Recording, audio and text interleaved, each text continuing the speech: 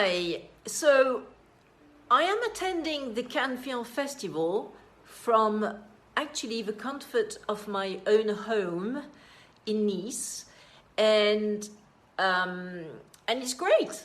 I've noticed that even though I asked for a refund to the Cannes Film Market, they actually gave me kept the access for me to the platform and to the content that they've been streaming actually online since the 6th of July. So now I'm doing the Cannes Film Festival from the comfort of my own home in Nice. That's great, because I basically work on our clients' matters during the day, and then in the afternoon, then I can focus on scanning and reviewing all the events for the Cannes Film Market, as well as watching some webinars and press junkets on the Cannes Film Festival's website. So that's a very comfortable setting, especially since it's super hot here on the French Riviera. So it's quite nice not to have to commute to Cannes every day from Nice by train in this heat. And so on the whole, what so far I've noticed from content I'm watching and from the Cannes Film Festival is that people are really into basically virtual production. So it's a bit like the same things from the Berlin Film Festival, which happened in March this year, and it's a bit the same key points really. So a lot of VX, a lot of virtual production is ongoing and is being used, obviously, because you can't shoot on location, or it was difficult to shoot on location. So this is becoming quite the norm actually, to do virtual production, and so festivals are promoting this kind of production tools for virtual and softwares. And also from the distribution standpoint, well, it's a bit like, again, a bit like what was said in Berlin, which was that streaming is here to stay. So perhaps the theaters are going to reopen, but people are going to save them for a big occasion, such as watching an Avengers, or like a film in 3D, a bit like Avatar, on the big screen, but or for a special occasion like a birthday, or so people are going to go to theaters. Otherwise, they're going to keep on watching most of the content on streaming. So streaming series and films have a lot of a bright future ahead of them. As one would guess, but I think quite a lot of theatre goers and theatre owners and distributors are still, fighting this concept that actually streaming is definitely going to win, in this war. But it's not so much a war, because you do need to have several ways to actually consume content. So theatres are here to stay, but as I said, there will be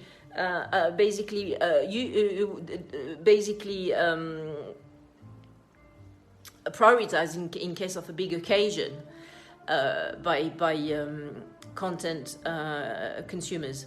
So so it's a bit the same stuff than what was said in Berlin, although it's not as good to be honest, because basically the Cannes film market has always relied very, very heavily on all the stars and all the red carpet, viewings and the press junkets done by the Cannes Film Festival. So the content was always a little bit la-di-da compared, for example, with Berlin. So as a film market goer in Cannes, I always was a bit let down by the content. I always found it a little too how can I say, Blend, yes.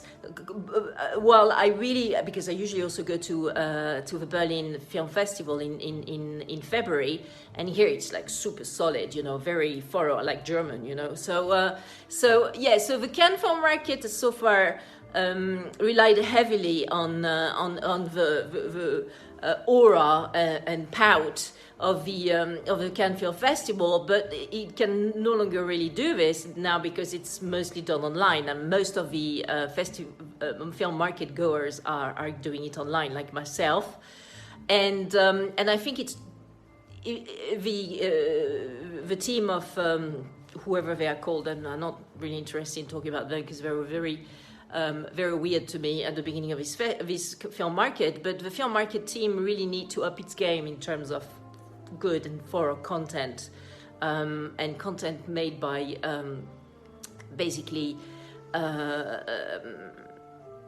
professionals in their field, experts.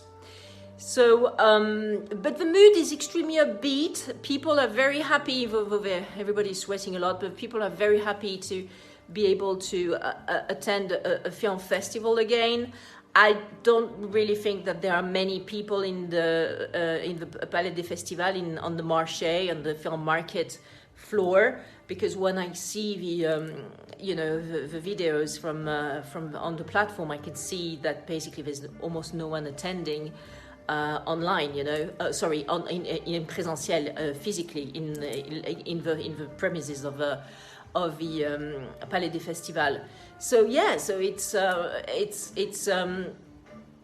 a bit tough like that, but nonetheless, you know, it's good to get the impulse that you can come back to a festival. And I think on the Cannes Film Festival side, the talent was extremely and is extremely happy to be able to wear nice gowns and dresses again, etc. Well, they've been deprived of doing that for 2 years almost. Oh my God. Obviously, it was terrible for them not to be able to wear Chanel for 2 years. So, but the ambience is very upbeat, although there's a lot of underlying violence to all this, as I was saying at the beginning of the festival, because you're being forced, you know, as a festival goer, to take this PCR test every 48 hours. I've decided to opt out of that, you know, and that's why I asked for a refund, among other things like the disorganization, etc. And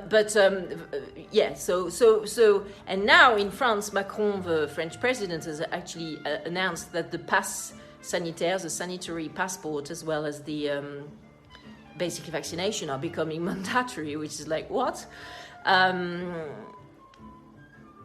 So I think that he hasn't recovered from the slap in the face that he has received physically by a guy in May who actually slapped him physically in the face, and also the metaphorical slap in the face he actually got when Macron and his party, La République En Marche, actually completely messed up the regional elections in France in May. So there's a bit of retaliation here from this quite feisty and pretty short-tempered